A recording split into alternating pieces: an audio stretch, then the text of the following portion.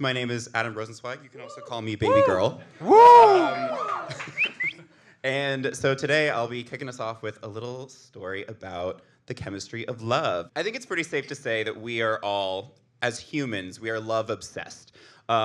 Every society and civilization for thousands of years has come up with some explanation or understanding of a deity, of why we fall in love, how we feel love. We've also created every form of art possible, dance, poetry, movies, to express love.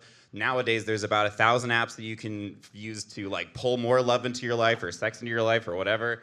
There's foods you can eat and products you can buy to make yourself more attractive and increase your sex drive. And then at the end of it all, we're also obsessed with what happens after love, after a breakup and how to get past it, how to let it go, etc. So it's safe to say that we are nigh obsessed with love, but perhaps even addicted to it. So just quick sidebar, while I was doing some research for this about different love myths, my favorite one that I came across is from Greek mythology called Plato's Origin of Love myth. So I thought that I would do a quick, abridged, dramatic reading of this tale. And we'll set the mood. First, you must learn what human nature was in the beginning and what has happened to it since, because long ago our nature was not what it is now, but very different. The shape of each human being was completely round, with black sides in a circle, or back and sides in a circle. They had 4 hands each, as many legs as hands, and 2 faces. Yes, I'm gonna hold my arm like this the whole time.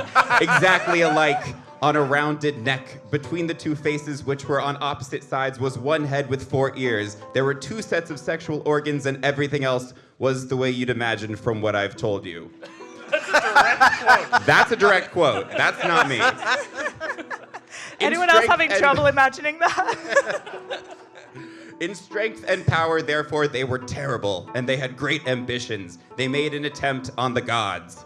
I think I have a plan, Zeus said, that would allow human beings to exist and stop their misbehaving. They will give up being wicked when they lose their strength, so now I shall cut each of them in 2. At 1 stroke, they will lose their strength and also become more profitable to us, owing to the increase in their number. They shall walk upright on 2 legs. When you say at 1 stroke, what do you mean? Oh, you know what I mean. You know how Zeus gets down. Now, since their natural form had been cut in 2, each one longed for its other half. This, then, is the source of our desire to love each other. Love is born into every human being. It calls back the halves of our original nature together. It tries to make 1 out of 2 and heal the wound of human nature. Thank you. The poor podcast audience that missed that. I know. Like Oscar-winning FX. Yeah, is there a way to get that to them? We'll figure it out. In post. People pay tickets. The podcast is free. This is what you get. This is what you get if you don't come to the show.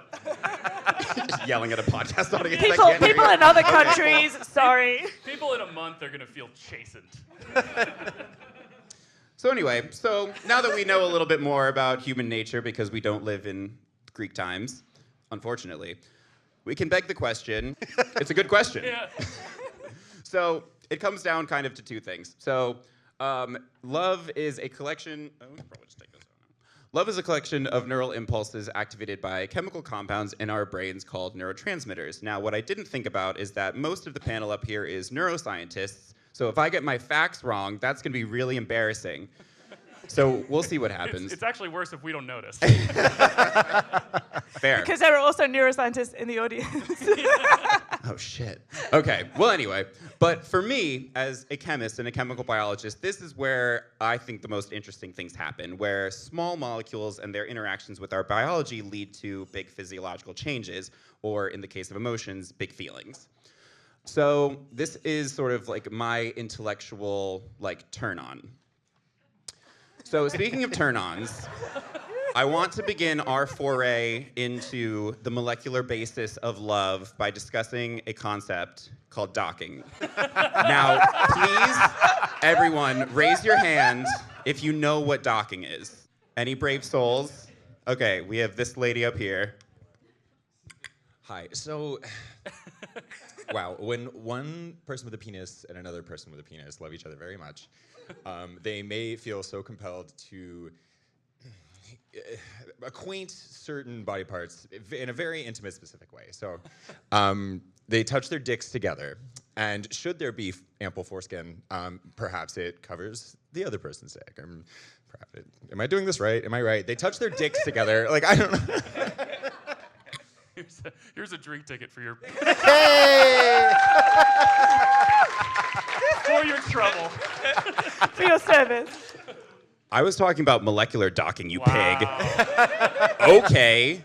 Don't know what you're on, but I was talking about molecules interacting with proteins, but whatever. So that aside, what I've presented here is a crystal structure of a dopamine receptor with a few molecules bound. We should focus on this guy going down and around here. So that is, to be technical, that is a dopamine agonist that is bound at the particular site of this protein where the neurotransmitter dopamine would bind. So let's talk about dopamine for a little bit. So it's a very small molecule, but a very important molecule in your brain, and it is associated with the activation of the brain's reward system. So it's released by stimuli, physical or emotional, that provide joy or pleasure, such as exercise and laughing and eating, and if you're me, doing all three at the same time when you have sex. So this is what provides for us, along with a cocktail of other neurotransmitters, the euphoric feelings of being in love. There are two main takeaways that we should be holding on to right now. So one is that molecules bind protein targets like a key into a lock, and it's important that those two things fit perfectly together to elicit a biological response. And then number two is that dopamine stimulates neural signals that give feelings of euphoria and amorousness, etc. So taking these two facts together, we can arrive at a question that kind of sits at the core of a lot of chemical biology, in particular medicinal chemistry, that is of interest to me as a chemist, which is, can we make a better key to this lock? That is the question that basically sits at the center of all drug development and design of different medicines and stuff. But in the case of dopamine, where we're stimulating feelings of love, what this question basically is can we design some kind of a love potion, more or less? So I'm very happy to say that such a thing exists, if you are interested. So let's talk about methamphetamines. So what we have here... Something blue. Something blue. Hey. Married. Hopefully not borrowed. So what we have here is methamphetamines. And so what methamphetamine is it is an agonist for dopamine, meaning that their structures are incredibly similar, and it can activate the same dopamine receptors in your brain. So if you have enough time in your day and a butane torch, you too can experience the joys of human love and affection without all of the hassle of being a likable person and going and finding a mate and developing deep emotional feelings. So, of course, there are some side effects to this. Side effects may include, loss of sleep. It may include loss of teeth, but that can either be a really good thing for your social life or, depending on what you do with your time. I don't really know.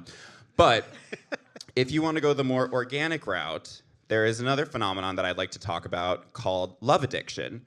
So, technically speaking, love addiction is a pattern of behavior characterized by maladaptive, pervasive, and excessive interest towards one or more romantic partners, resulting in lack of control, the renounce of other interests and behavior, and other negative consequences.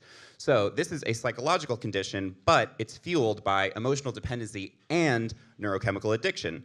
So, if you're me, you think that this is incredibly interesting because when it comes to drugs, and the effect that they have on our bodies, it's not so much the chemical dependence that draws us to them, but it's the feeling that we're chasing. And what's even more wild when you think about it is that all the compounds, all the drugs, in air quotes for the podcast, that we need to feel these feelings already exist in our body, and we can kind of achieve this feeling of addiction just with the hardware that we already have. And we're all kind of guilty of this. Love addiction, of course, being the most extreme example. But we've all kind of experienced this thing in general sense is because we, as a species that reproduces, we are biologically wired for love and attraction. It's how we find mates, and it's how we create more of ourselves. But it also explains a lot of the feelings and the deep emotions that we experience while we're going through the process of experiencing love. It explains why when you're falling in love, everything feels so amazing and awesome because it's neurochemically the same as like getting high. And it also explains why when we're broken up with or we dump somebody, it feels like shit because we're effectively going through a form of withdrawal. So that's sort of what all of this was building up towards. And it's a little bit of a note to end on. I'll be real. But I want to end on something a little more joyous. So I know that Valentine's Day has passed, but because we've learned so much tonight, next year, when you're all with somebody, present company included, I'm going to offer some Valentines that you can give them. So if you want to get creative, first, be dopamine. If you don't like that, you can go with, on a scale of 1 to meth, you're a 10. And then there's always poetry. The classic, roses are red, crystal meth is blue. I get a dopamine rush when I'm looking at you. Aww. Aww. That's nice.